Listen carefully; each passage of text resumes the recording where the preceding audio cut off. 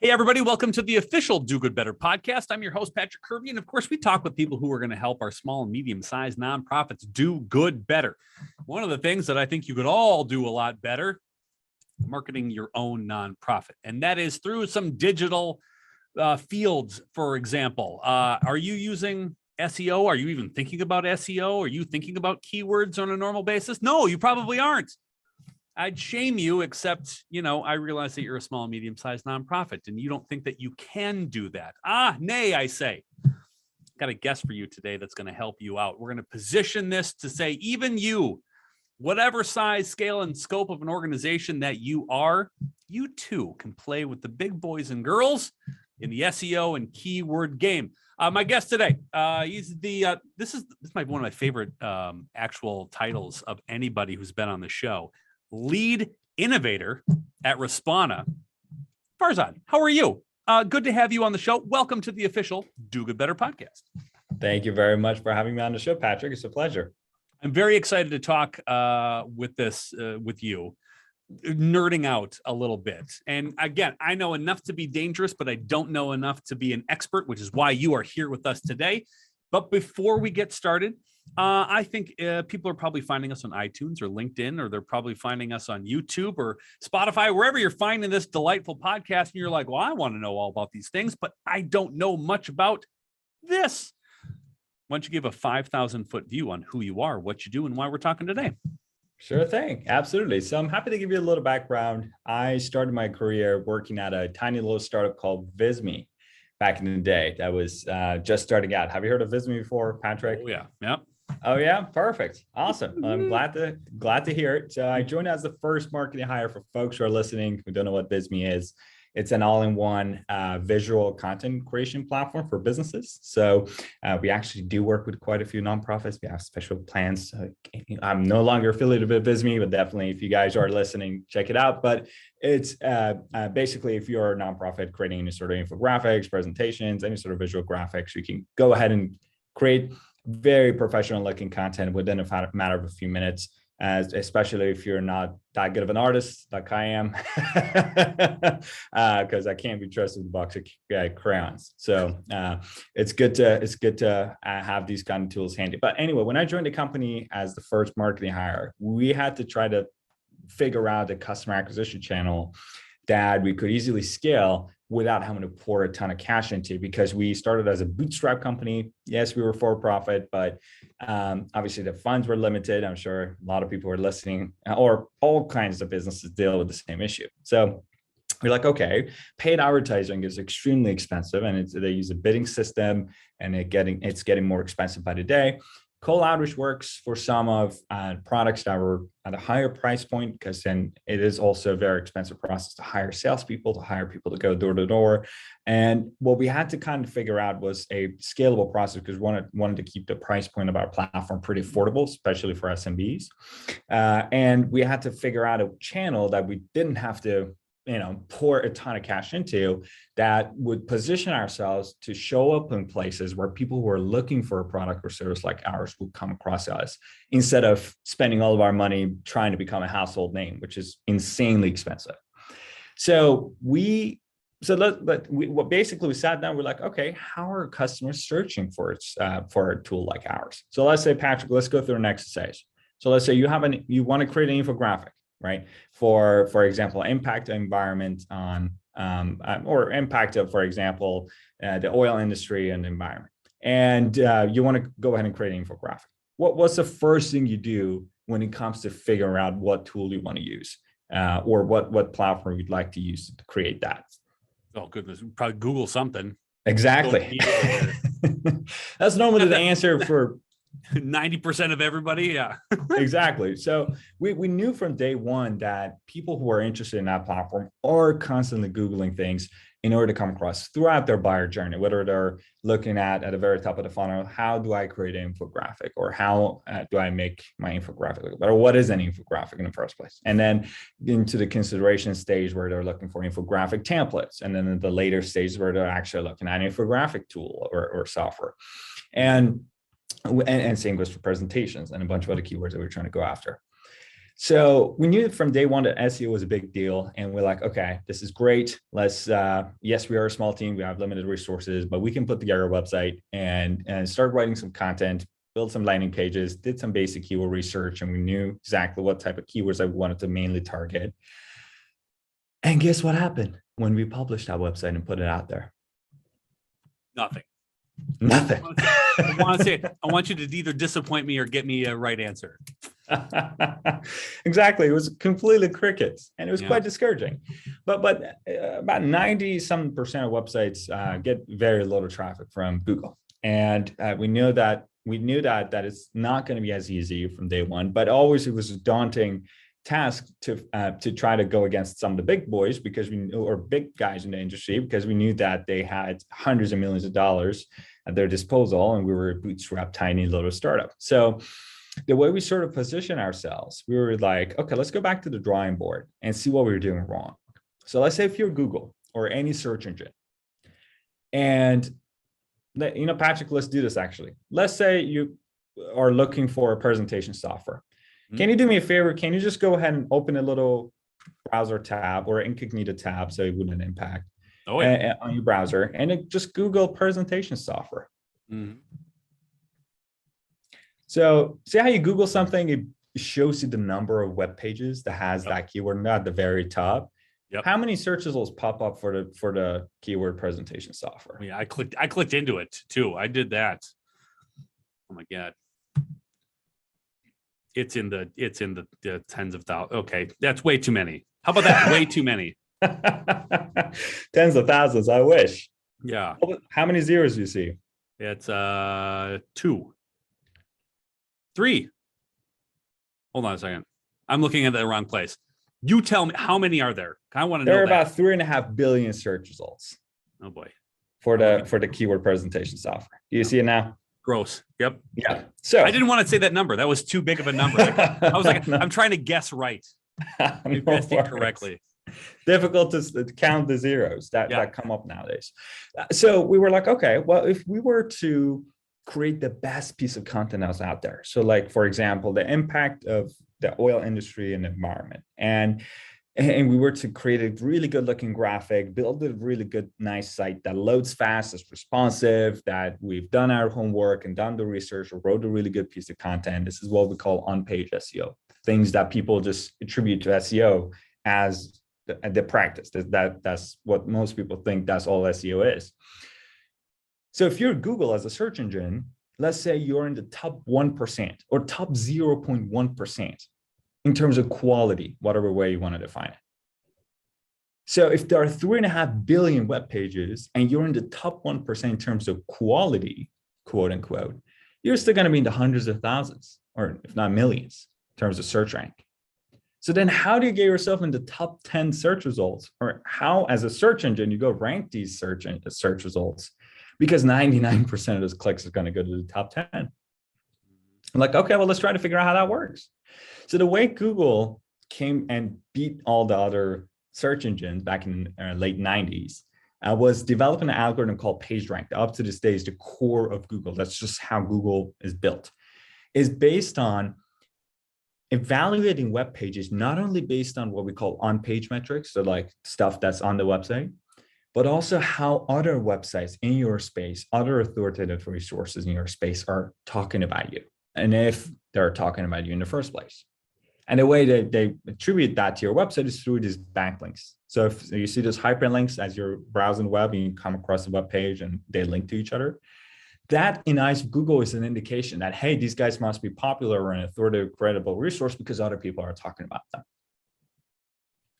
Now, we knew this. That's common knowledge. That's what Google says. And that's what's known for years. But the question is how to go about getting other people to link back to you and talk about you. Because now things become difficult, aren't they?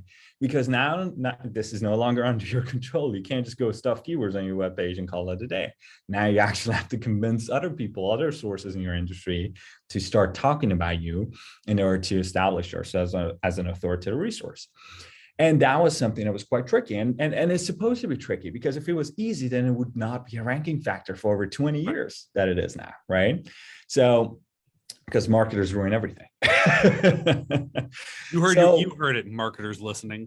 that's Ruin. right. I'm a marketer, and I myself, I'm guilty of that. But anyhow, so what we basically started to do was to try to figure out some strategies, how we can build relationships and partnerships and collaborate with other websites in our industry. Again, you have to remember, all while doing this, we're a small bootstrap company.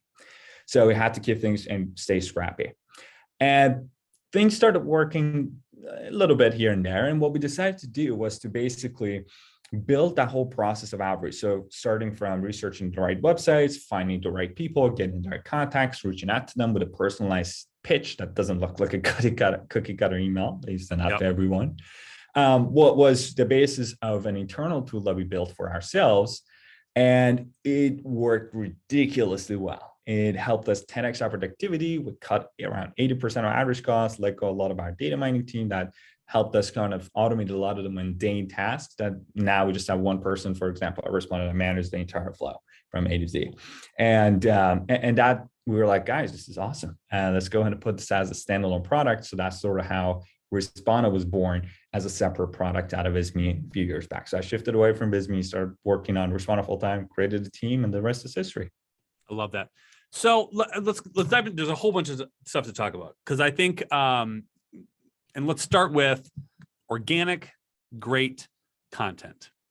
If you're a nonprofit and you're doing great work in the community, what type of thing should you just have in general as a baby step out of the gate?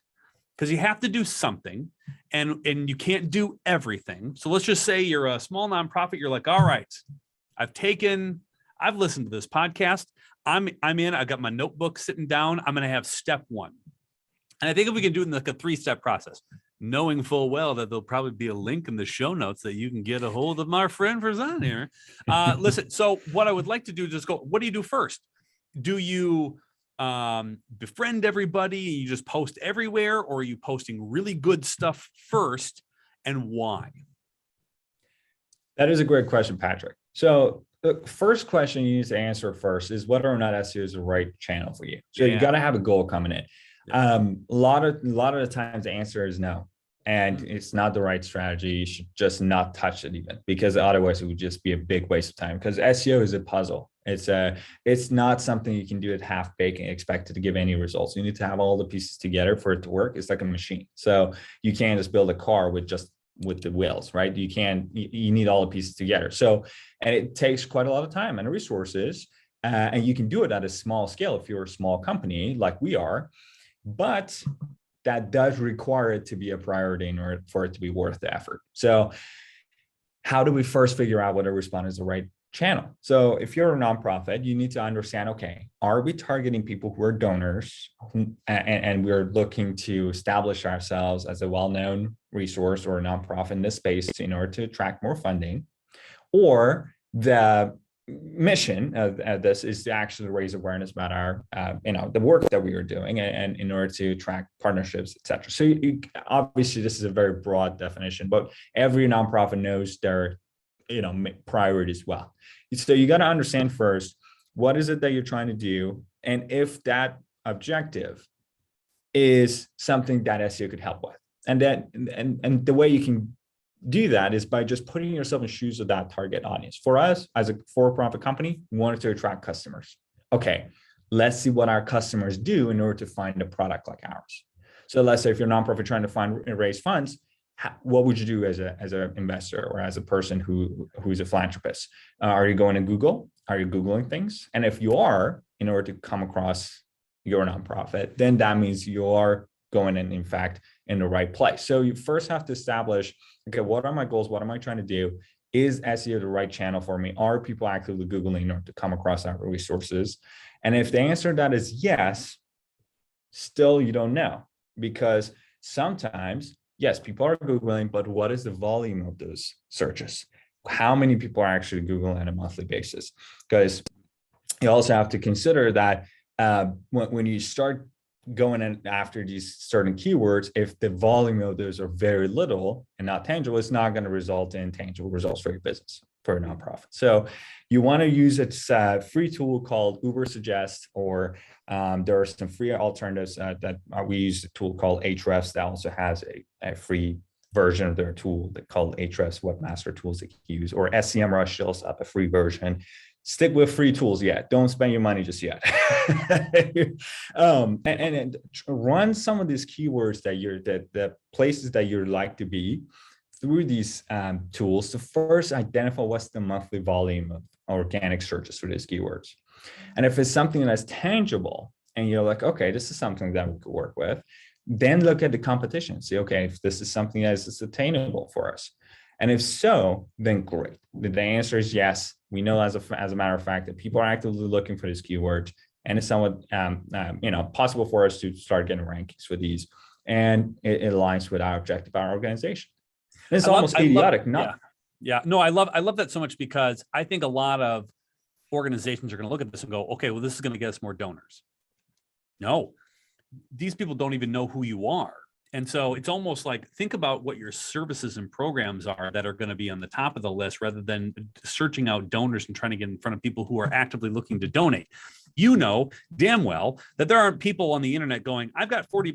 I'm going to go nonprofits I can donate to in the area. They're not going to do that. They're looking for specific groups, specific impact, specific stories, and you got to tailor it to that to make sure that everybody's talking about you in that space, which is, I think, what you're trying to get at here is that be the expert in the space and be the person that be the organization that everybody's looking at in your specific niche. And if you're that person that people are talking about constantly, or they're linking to you, I mean, that's going to be number one priority to you, because you're going to get the people who want to support you, not people who are randomly on the internet, the 7 billion people in the world who are looking to donate to a small nonprofit in flyover country, North Dakota. That's not going to happen. You're wasting your time, energy, and effort, rather than we are a rural autism services in North Dakota. If you're there and that's what you're doing, and you can sort of position yourself as the expert in that field, there, half the battle, because you don't waste the time chasing, like you said, SEO as a concept that shouldn't be even a thing. And I wanted to kind of touch base on that too, which is, what sort of organic momentum can you build by just doing things like podcasts and interviews and talks and posting on all these other different channels that then link back to your website? Is doing something like this, being on a podcast and having somebody like the host link your site to them, is this helpful? That's exactly why I'm here, Patrick. Oh my, it is. I can't believe it. Because here's the thing. I think people want to overcomplicate it when you get to tell your story in a medium like this and then have it linked back, and all of a sudden that helps, and it doesn't cost you a penny. Exactly. And not to say that, Patrick, I don't enjoy chatting with you. Obviously, one of the reasons why I spend my time is to build, relationships with great people like yourself, smart people like yourself in the industry. And I love connecting with other fellow, entrepreneurs and people who are basically in the industry. But however, one of the things that I also wanted to say is that not to alienate folks that are like, okay, I'm in a very small niche. I don't think necessarily organic traffic would be of help. You still need to get an exposure for your mission and what you're doing. And SEO is not just from Google. What you're trying to do is also do through the same promotion tactics that I'm going to discuss later. You're going to have to basically contact journalists that are covering specifically what you're talking about, and maybe giving them or getting them to quote you through a variety of different strategies that I'm going to speak about. Going on relevant podcasts in your niche that people are actively listening to, including donors. Yes. And basically gain exposure for your mission and your brand in a way to establish trust and credibility that would attract and ultimately result in donations and help you with your next round of fundraising. So what I'm trying to say is it caters to both, but you got to understand first where your priorities lie. And if the goal first is to start getting organic traffic to your own website, then okay, there's a process for that. And I actually outlined the whole process of how you go establish your website. Obviously, we have limited time here in the interview. In a free ebook that I wrote in my days at Visme, you can just Google Visme marketing strategy. And if you want to put that in the show notes, Patrick, that'd be great. And it's a free resource. You could go ahead and download it. It's about 160 pages. I'll apologize in advance because I tend to blabber a lot, but there's lots of screenshots and stuff in there. So you actually can follow along and build the right foundation for your website, understand how to do keyword research, how you go about prioritizing these keywords, how you go about writing these pieces of content, depending on user intent. So if you need to build a educational blog post, or if you need to go and build a landing page. And basically, then it becomes a matter of, okay, promotion. So now that we have that website ready to roll, how are we going to go and actually get some eyes on it? And on the other hand, if you're not even looking to do basically or optimizing website necessary for organic traffic, because this may not be the right fit, you still need to go out of your way, start doing some promotion tactics and strategy. And that's where I really want to talk about, and that's something that I would like to dive a little deeper in, is how we're going to go about actually building, establishing, getting other people to talk about us. And that's something that I'm doing right now, right here today. and I'd love to basically share some strategies with the audience who are listening, who can take that back to their team and potentially replicate. If you're not listening to this masterclass on how to get in front of people, and again, we've talked about this on the podcast before, if your object is to raise more money, you have a lot of steps before that. And number one is tell your story to as many people as possible and do it in as many mediums as possible. So this is a great setup to, all right, tips and tricks. This is the payoff here as far as the podcast go.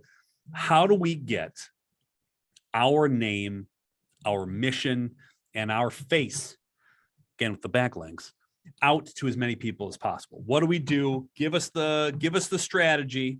I'm going to take notes too, and then we're going to roll.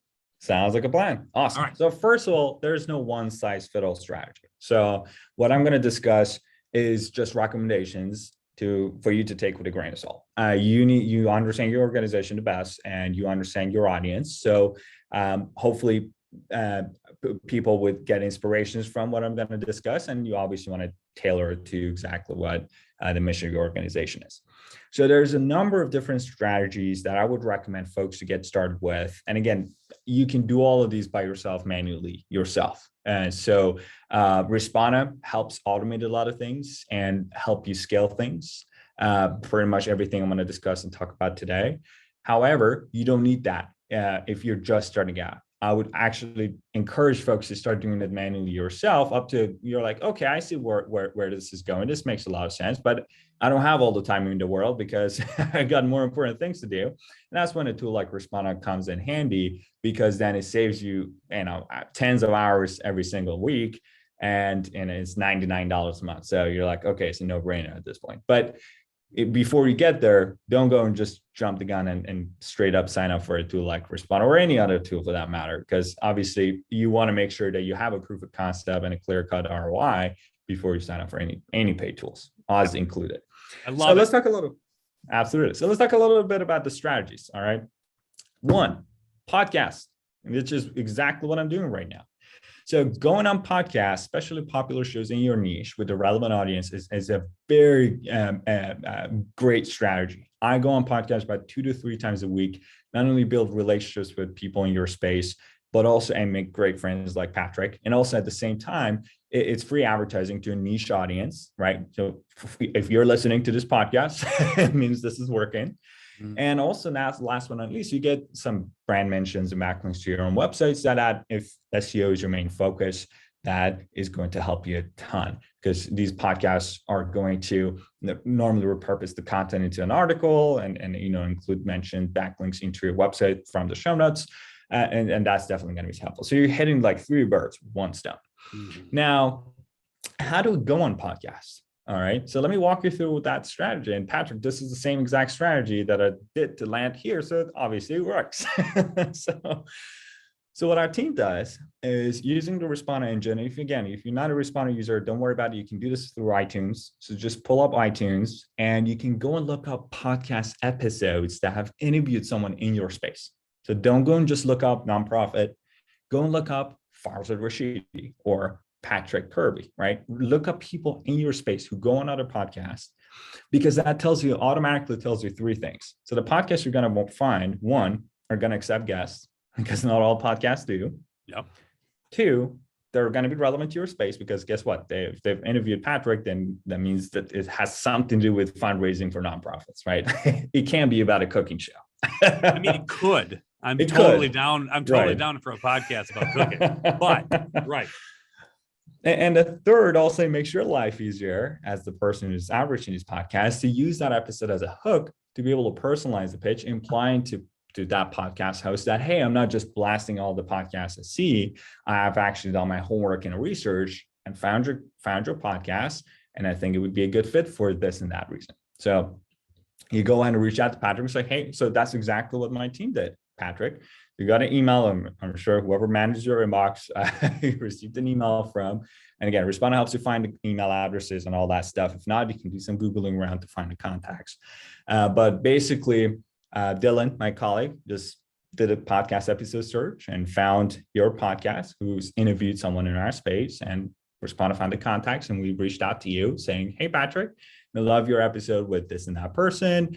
And, was wondering whether you're still accepting new guests. Would love to have Farzad on the show to come and talk about X, Y, and Z. And here's why it's relevant.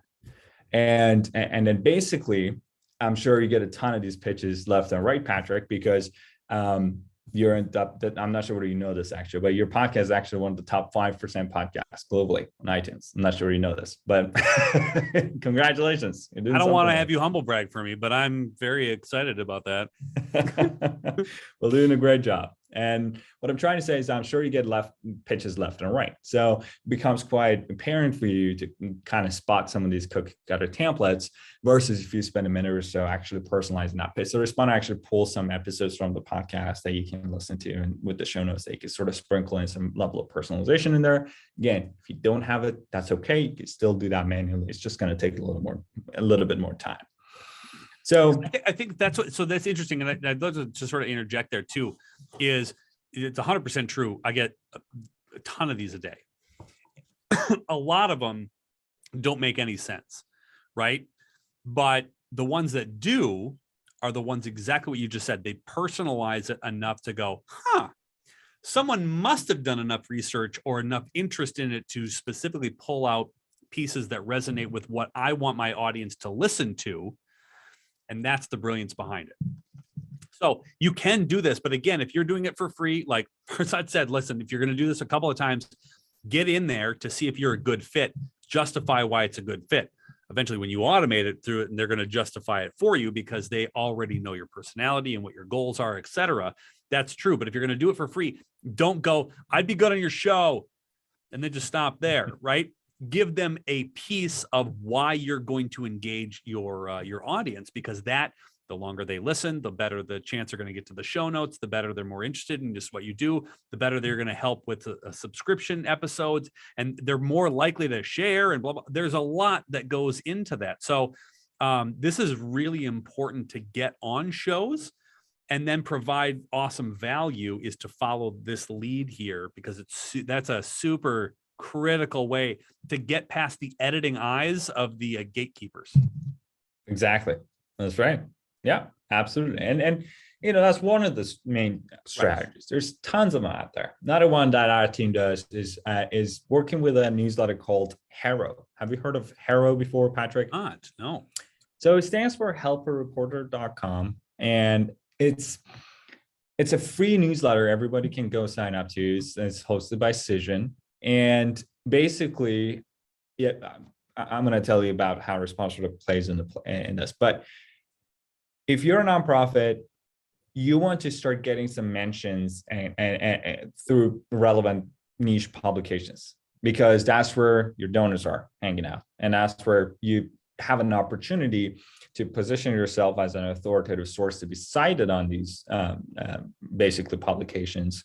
And also, if you're thinking on it from an SEO perspective, these backlinks also are going to help your website, because that's another road of popularity.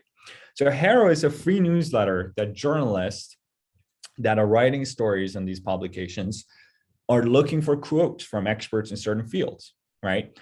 And once you subscribe to Haro, they send you 3 emails a day, every day, and filled with journalist queries. So anything from nail polish and beauty to nonprofits to AI. So if you are manually sorting through these. It's going to take some time to read because every single email contains quite a few pitches or queries, but these are low-hanging fruit opportunities that you can tackle and reach out to the journalists who are writing a brand new story and looking for an expert. For example, hey, I'm looking for experts in environment and who are concerned about the impact of fossil fuels on the environment.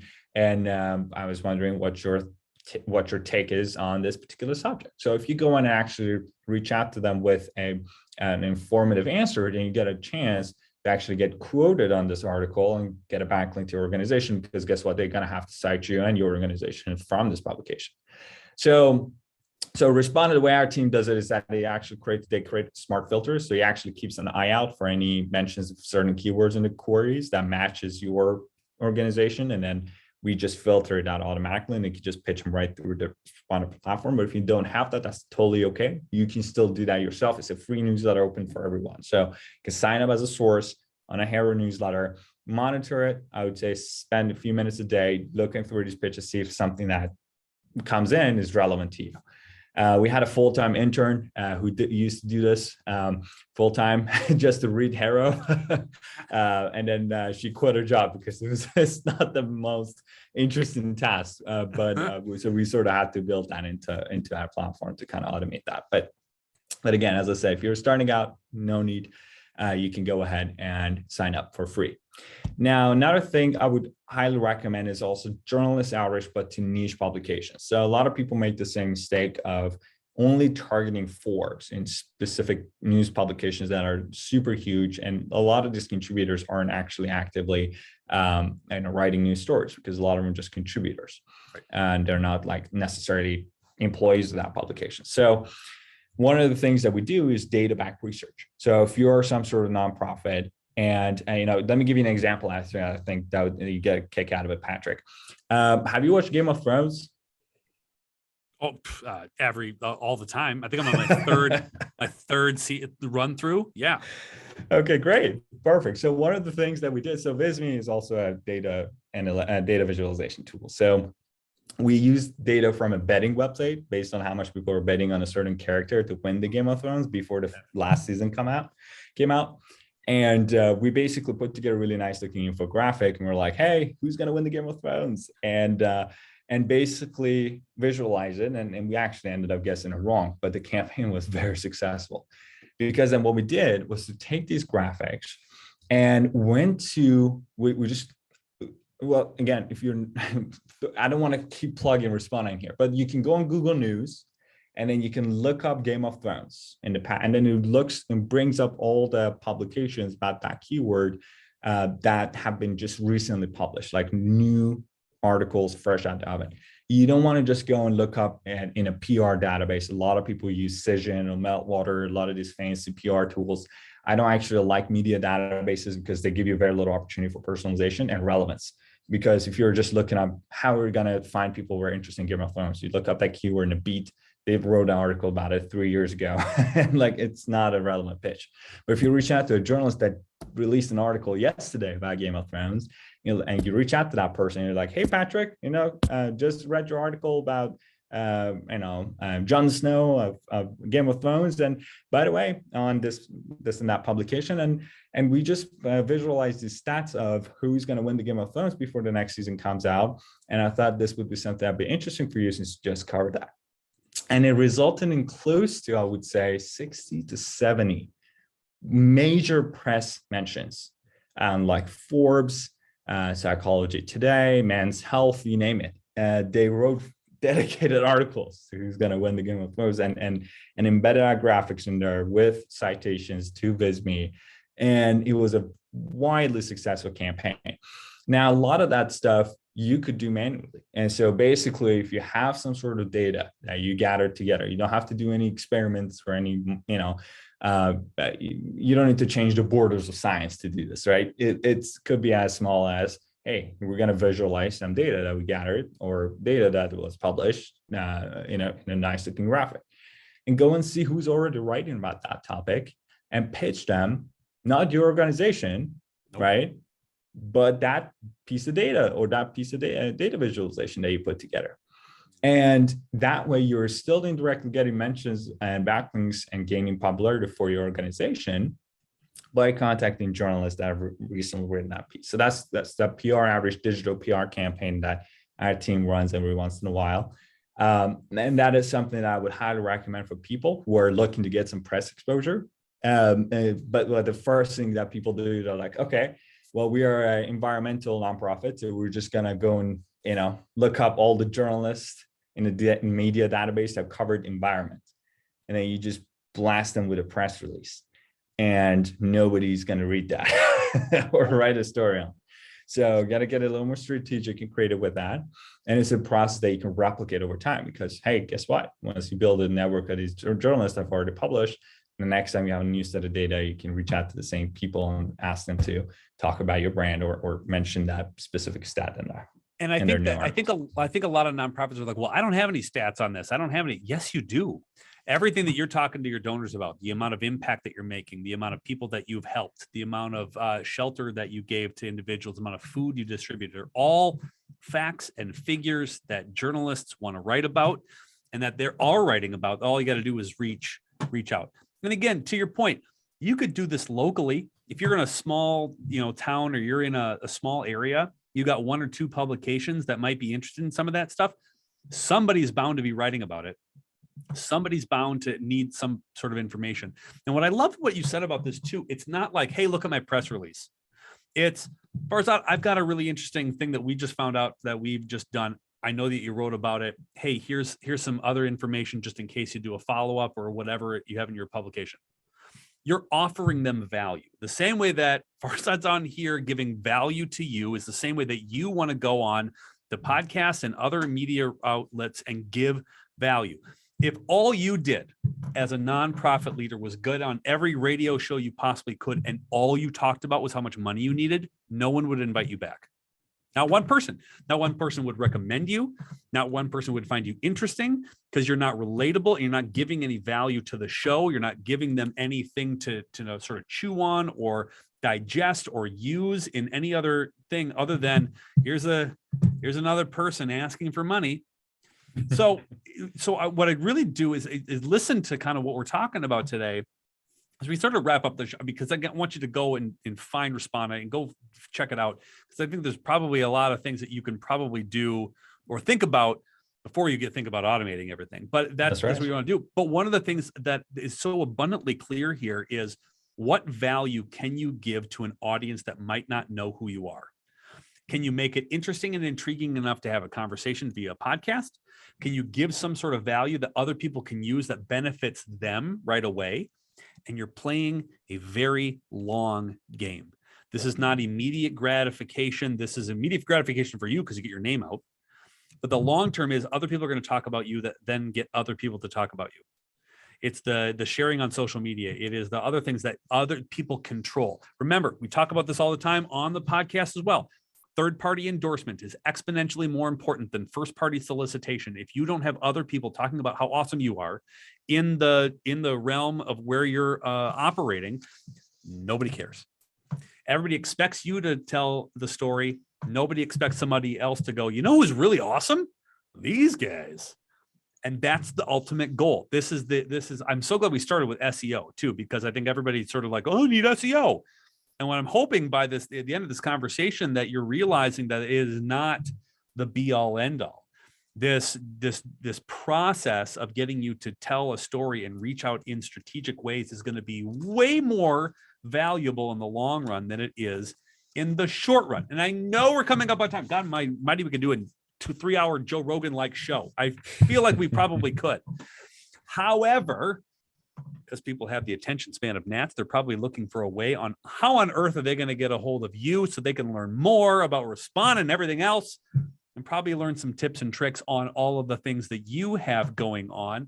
How on earth do people get a hold of you? And how on earth can you make their lives a little more, simpler so they don't have to do any of this themselves? How? Tell us. Sure thing. So we do have on our website a free outreach strategy hub that explains ready-to-use recipes, just like the strategies I mentioned today, in a step-by-step format with templates ready to go. You don't have to put in your email. You don't need to do anything. It's public on our website. If you just navigate to respona.com, that's respona.com, the very bottom footer, there's something called the Outreach Strategy Hub. Click on that.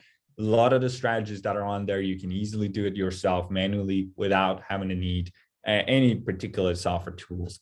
And then once you start experimenting with some of these, you're doing some podcast outreach, you get in 1 or 2 podcast appearances, you're like, this is great. We should probably go on podcasts more often. Well, then Respona would become a platform that may be worth an investment. And that's something that you can easily sign up with. We normally set up an onboarding session and a demo call. So we do a good amount of hand holding with any organization we get on board to help them strategize and figure out, okay, what are some of the strategies that are more low-hanging fruit to tackle initially, and then sort of get into more advanced stuff later. And then Respona would kind of be a do-it-yourself platform where with very little investment, without having to go hire an expensive PR firm or a person to manage it for you that costs thousands of dollars a month. With like subscription fee, you can actually do a lot of that work yourself in-house and be able to automate a lot of the mundane, dirty tasks like finding contacts or finding these specific opportunities, and then focus more on personalization and be able to focus more on managing replies and building relationships.